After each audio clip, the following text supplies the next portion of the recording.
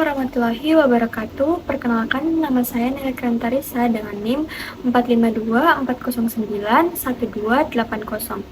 Saya mahasiswa Fakultas Psikologi dari Universitas Boswa Makassar. Pada video kali ini, saya akan menjelaskan materi mengenai perkembangan epistemologi dalam filsafat ilmu. Baik, langsung saja.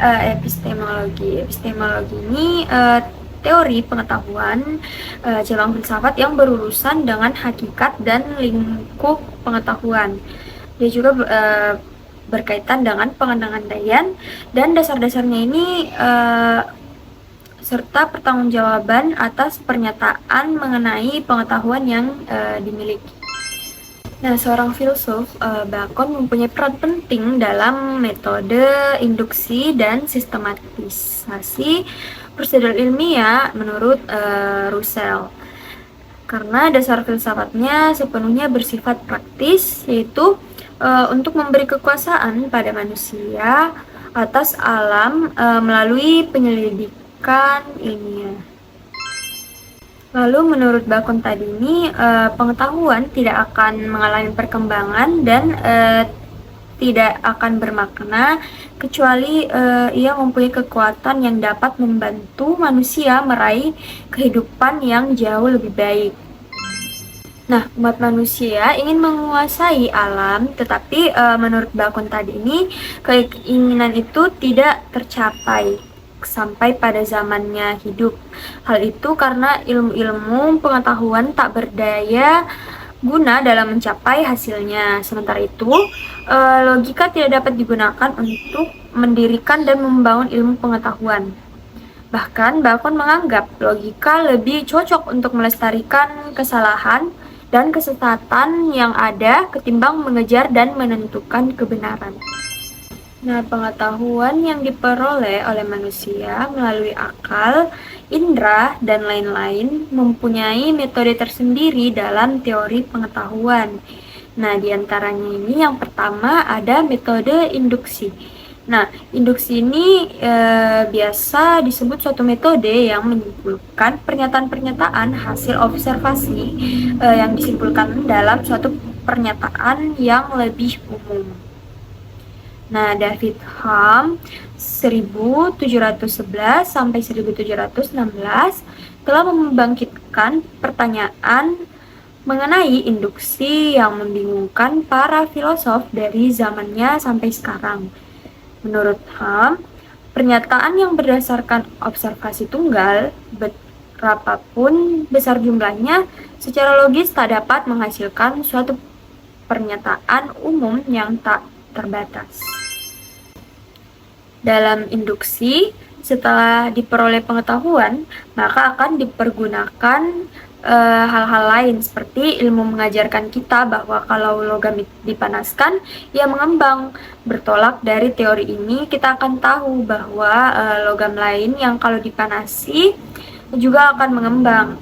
Dari contoh tadi itu, kita bisa ketahui bahwa induksi tersebut memberikan suatu pengetahuan yang disebut juga dengan pengetahuan sintetik.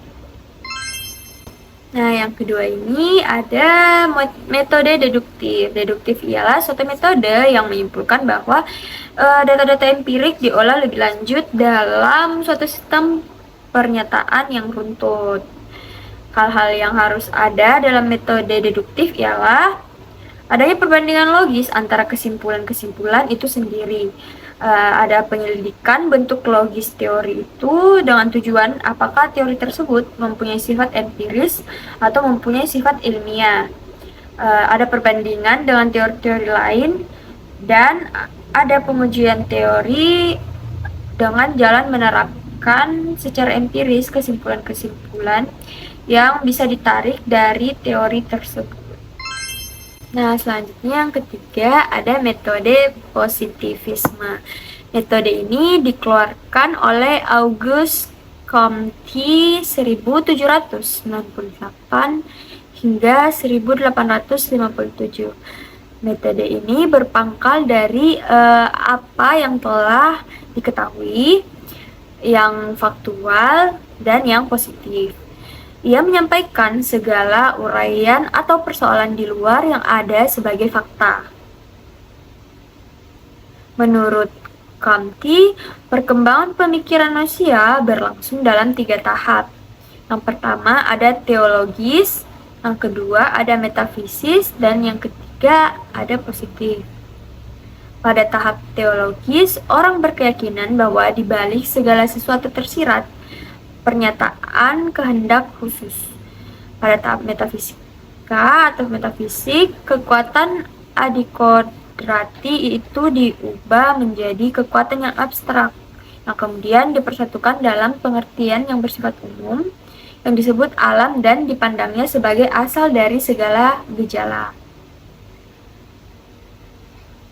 Pada tahap ini, usaha mencapai pengenalan yang mutlak baik pengetahuan teologis atau metafisis dipandang tak berguna. Menurutnya, tidaklah berguna melacak asal dan tujuan akhir seluruh alam, melacak hakikat yang sejati dari segala sesuatu. Nah, yang penting adalah menentukan hukum, kesamaan, dan urutan yang terdapat pada fakta-fakta dengan pengamatan dan penggunaan akal. Baik, selanjutnya yang keempat ada metode kontemplatif. Metode ini mengatakan adanya keterbatasan indera dan akal manusia untuk memperoleh pengetahuan sehingga objek yang dihasilkan pun akan berbeda. Harusnya dikembangkan suatu kemampuan akal yang disebut dengan intuisi. Intuisi dalam tasawuf disebut dengan ma'rifah, yaitu pengetahuan yang datang dari Tuhan melalui pencerahan dan penyinaran. Nah, Al-Ghazali menerangkan bahwa pengetahuan, intuisi atau ma'rifah yang disinarkan oleh Allah atau Tuhan secara langsung merupakan pengetahuan yang paling benar. Pengetahuan yang diperoleh lewat intuisi ini hanya bersifat individual dan tidak bisa dipergunakan untuk mencari keuntungan seperti ilmu pengetahuan yang dewasa ini bisa dikomersilkan. Selanjutnya yang kelima ada metode dialektis. Dalam kehidupan sehari-hari, dialektika berarti kecakapan untuk melakukan perdebatan. Dan teori pengetahuan ini merupakan bentuk pemikiran yang tidak tersusun dari satu pikiran, tetapi pemikiran itu seperti dalam percakapan, bertolak paling kurang 2 kutub.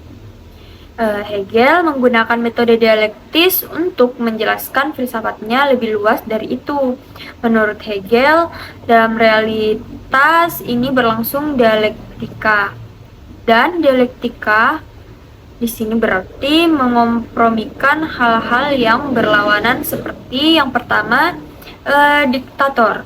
Di sini manusia diatur dengan baik, tetapi mereka tidak punya kebebasan atau tesis. Yang kedua, keadaan di atas menampilkan lawannya, yaitu negara anarki atau antitesis. Dan warga negara mempunyai kebebasan tanpa batas, tetapi hidup dalam kekacauan.